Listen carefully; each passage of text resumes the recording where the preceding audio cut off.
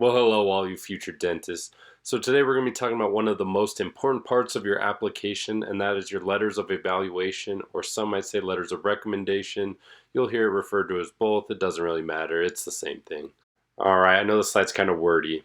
Basically, just saying this is one of the best parts of your application for the admissions committee to get to know you. Your chance to have other people vouch for you and say what kind of person you are. This can be one of the most powerful and persuasive parts of your application, but this is not something you get full control over, so be careful about who you choose.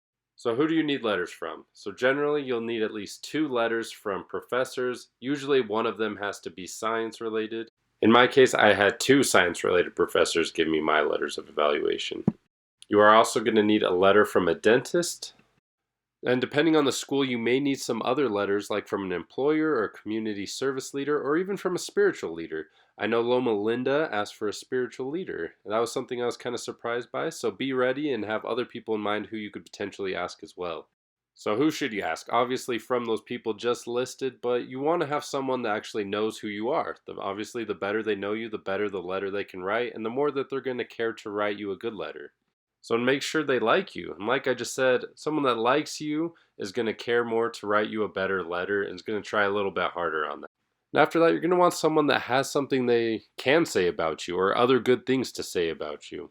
So make sure it's someone who can speak to your character, your skills, your talents, etc. So one of the hard parts here is that all your professors are going to have lots of students. So you need to find a way to make sure that your professor knows who you are. So some of the things you can try here is one is just sitting in the front of the class, just being seen, asking questions, going to their office hours. If there's an opportunity to be like a TA or do research with them or anything like that, that you can be known. Again, I know not necessarily the easiest thing. Some of these can be a little bit more difficult. Like I didn't love asking questions during class or sitting in the front necessarily, but I would go ask my teacher questions after class. I would try to do other things to help other students just to make sure that my teacher knew who I am. That's the thing. You just want them to know who you are, for them to like you, and then also make sure you do well in the class that they teach. And then for dentists, remember that while you're shadowing, you're also giving them things to write about. So making sure that you're always being respectful and kind and professional in all your actions, and they're very friendly and willing to help them where needed. Again, you want to give them good things to write about. So be strategic and plan ahead.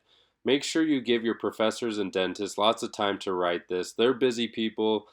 Shoot for maybe 6 to 8 weeks, but fill it out. It could be less than that, but making sure that you give them plenty of time to write about. Also, consider giving them ideas about what they could write about and materials to help them in this writing process. That can give them a little bit more to write about and just make it an easier process for them. I always kind of gave them an idea of what they could write about. Obviously, they're going to choose what they write, but giving them some guidelines can really make it easier for them and get you kind of more the letter that you want. So be strategic about who you ask. I had a professor when I went to ask him if he'd write a letter for me, he said, "Why should I fight for you?" And at first I was kind of taken back by that, but then he explained, like, if I'm going to write this letter and fight for you to be a doctor, give me a reason of why I should fight for you. So, and then that led into a pretty good talk of just saying about why I wanted to be a dentist and what I appreciated in his class and what I learned and why I wanted him to write a letter for me because his class was one of the most challenging I've ever had, and it turned into a really productive thing.